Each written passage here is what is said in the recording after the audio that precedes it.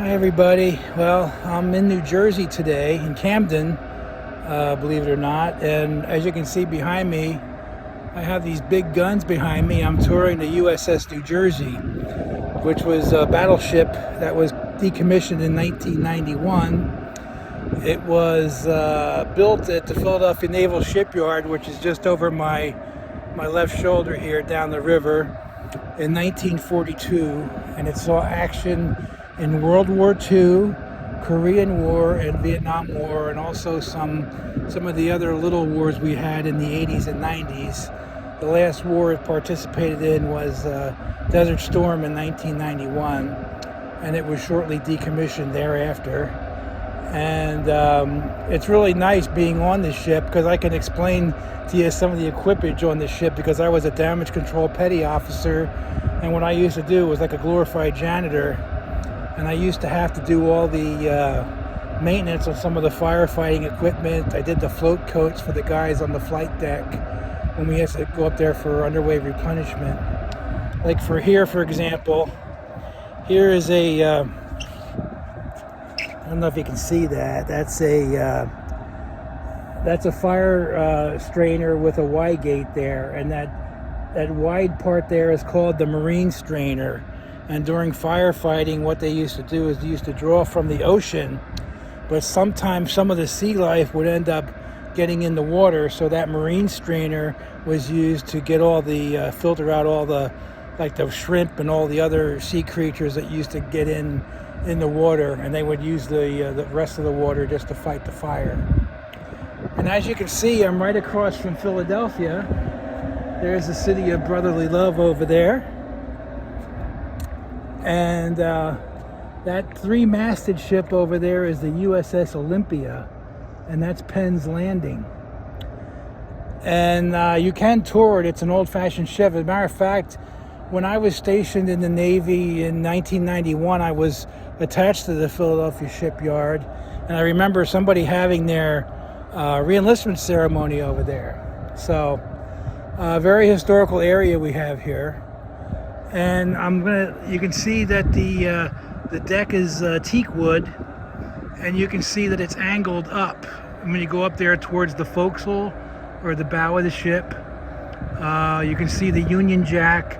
The Union Jack is the 50 stars of the American flag, and in port that is always flown from the bow of the ship. The ensign, which is the American flag, what you civilians know as the American flag, we call it the ensign in the military, that is flown from the stern or the back of the ship. Now when the ship is underway, they say, "Ship underway, shift colors." And what happens is that Union Jack on the bow is taken down, and there is another ensign that's hoisted on the top of the mast up there. So the top of the mast, that's called the streaming or the steaming ensign, because it's only flown up there when the ship is underway. I'm going to make my way up here, so you can just get a good look of what it looks like.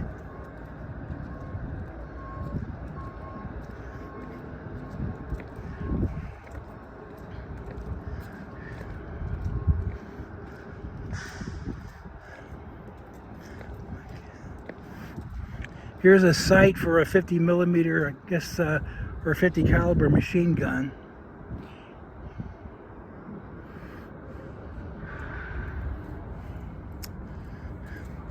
And over here we have capstans and the windlass for the anchor, and that anchor goes all the way down to the windlass room through the forecastle. These are called capstans, and that's what the chain links, they go around that, and the rest of the anchor is stored in the forecastle. And these chain links, I know on the Ranger they weighed as much as 360 pounds a piece. They're pretty heavy.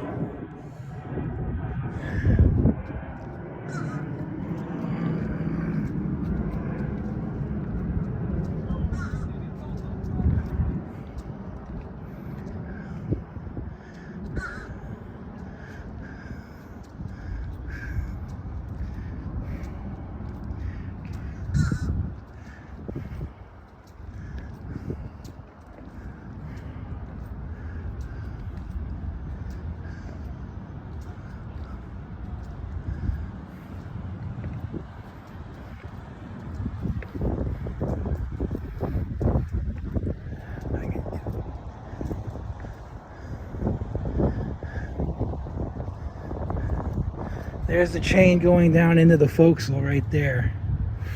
And the very end of the chain is called the bitter end.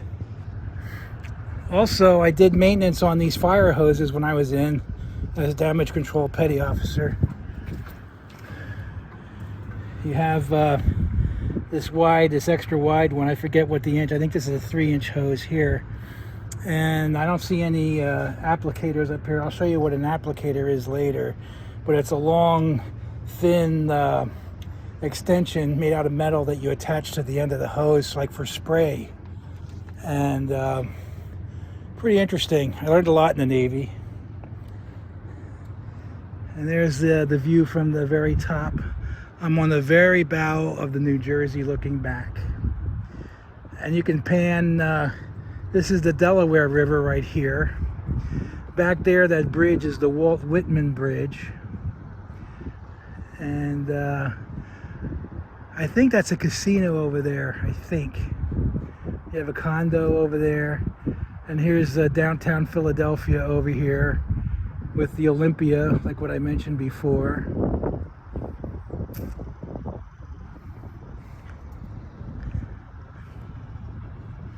Let me go down and show you this bell close up.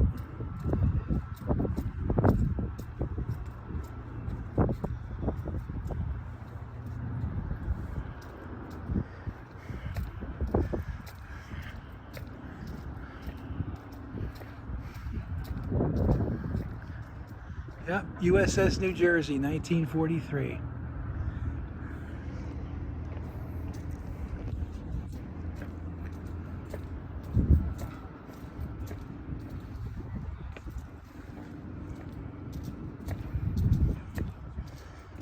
Here's the turrets with the 16-inch guns. You know, those 16-inch guns that are behind me here, they're very powerful. They can project a shell about the weight of a Volkswagen Beetle 9 miles.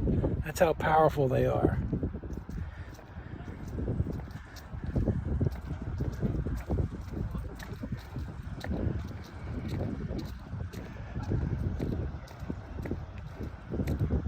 Here's some battle gear here with a helmet and a flak jacket, a flashlight.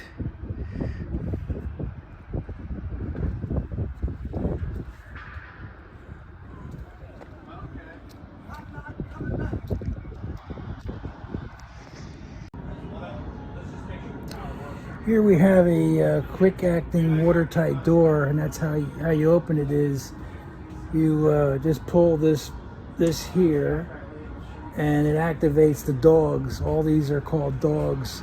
You can see, well, it's kind of open. It's not really locked real good, but those dogs move to the left or right, and it opens in one movement, because during general quarters, you have to be quick, and you have to get the ship in watertight integrity so it doesn't sink in case you take a hit. Over here we have another fire station, and over here is a spanner wrench, and this is what they used to use for putting the nozzles together or untightening them and tightening them. And here's another marine strainer, what I mentioned before. These curved pipes here are called ventilation cowls, because on the bottom of the ship doesn't get much ventilation, so air would go down these thin pipes, these slender pipes, and provide ventilation for the crew. Wasn't very cool, however, I can tell you that. On-board ship gets very hot because you have all the machinery, the engines going, the boilers, so it's a very hot environment on board a ship. Unless you are an officer, then you get air conditioning.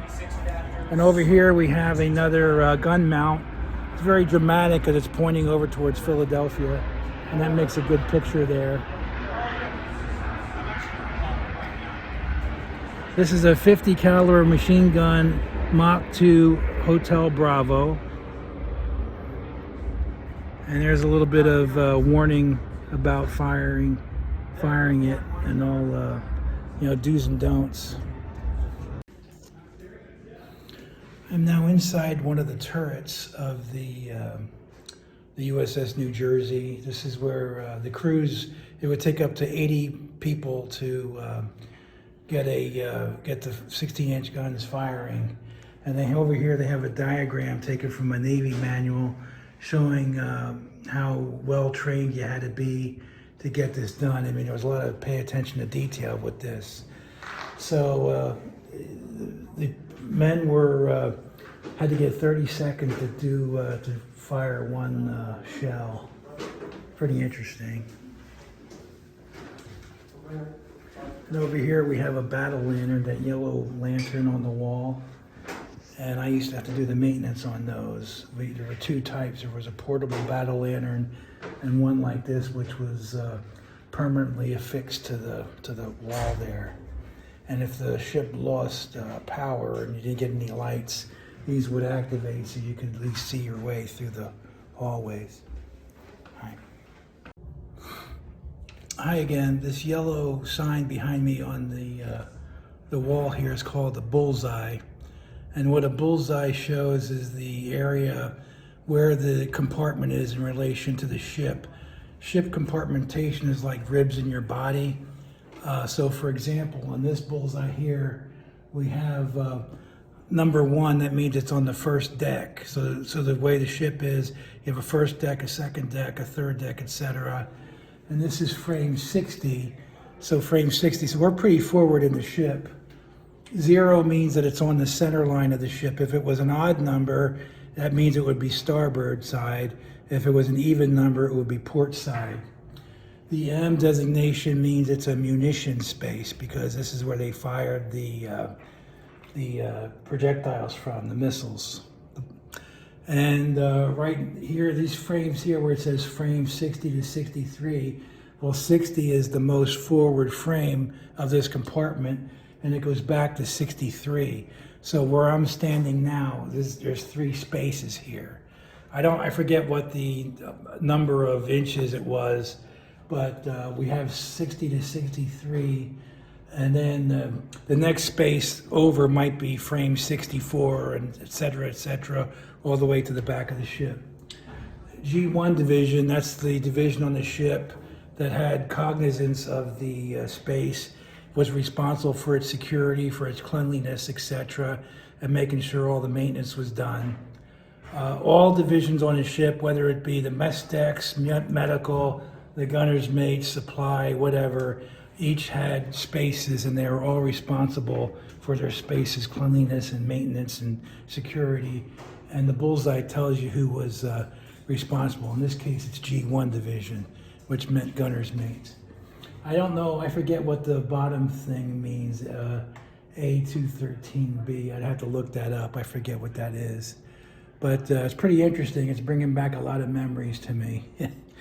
All right, talk to you soon. I'm here in the enlisted berthing on the USS New Jersey, and I just wanted to point out some things. One thing you notice about this area, it's very, very cramped. There is not a whole lot of room. You have these 3 high bunks right here. You do have a little compartment for keeping your personal items and stuff that you need for work.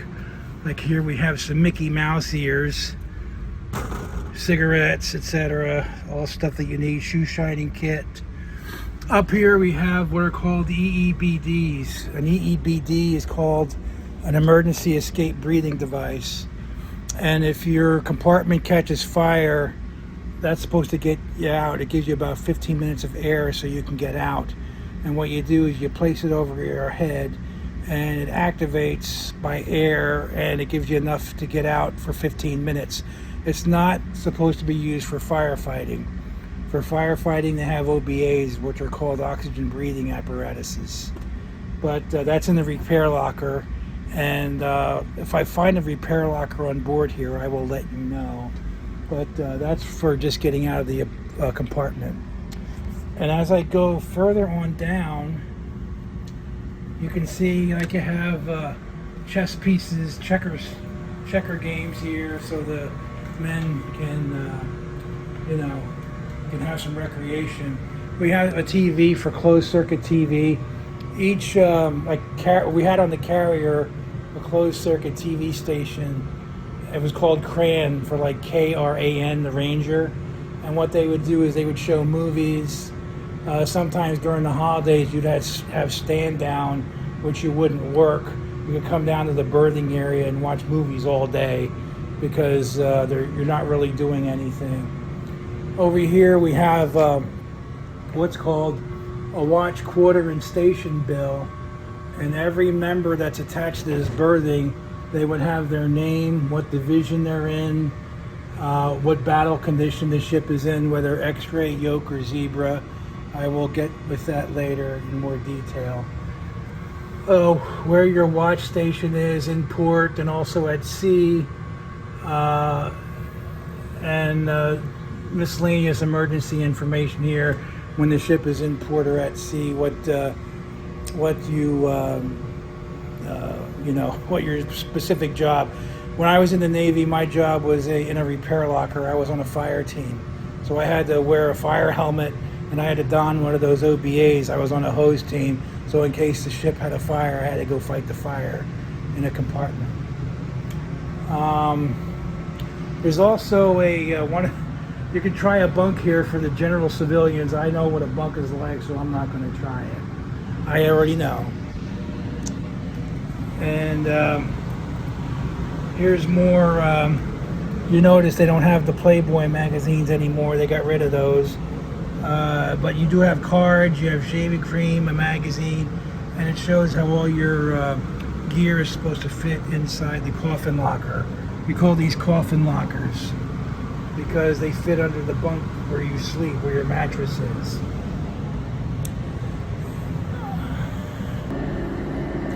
Hi everybody, I'm down on the berthing area now, and I wanted to show you this. I mentioned this earlier. This is called a repair locker, and what a repair locker is it stores equipment. Like if you go to general quarters or if you have a fire on board, it has all the equipment here for fighting a fire. And in here we have OBA, the Mark V OBA, which is called, which stands for oxygen breathing apparatus, and it's similar to what civilian fire departments use. It has a canister here, this green canister. It's activated with oxygen, so when you pop the top, the air starts circulating and it fits in this little compartment here. And you have this this mask here. I remember wearing this mask, but it brings back a lot of memories, and I wanted to explain that to you, what a repair locker is. Also, you have the firefighting equipment here, the hoses. Fire is the most dangerous thing on the ship, most hazardous thing. You got to get a fire out on a ship quickly because you're in a confined space and it can spread very quickly. And here's some of the firefighting equipment, the coats, the boots. There's some of the asbestos or the hot suits that you have to go through flames. You got some fire extinguishers here. I'm looking for a PKP bottle. That's different. I used to do maintenance on those too. I can't find any. Maybe New Jersey didn't have it because they were old. It was an older ship. But I'm following this green line all the way to the back aft. You have to go back and follow this green line. Here we have a stack of red helmets. You can see Repair 2, Repair 5F. They all identify the particular repair locker that this was supposed to be stowed in. There's many repair lockers on the ship. When I was on the Ranger, my repair locker was on the 03 level, which was just below the flight deck. The worst one to have is on the main deck, like second deck and below, because you could take some holes in the side of the ship. You had to be on a shoring party, and that's hard work because you'd have to plug up the holes. You'd have these like cork or hardwood pieces that were cut, rounded pieces, and some would be long, and you'd have to put them in the hole to stop the water from coming in.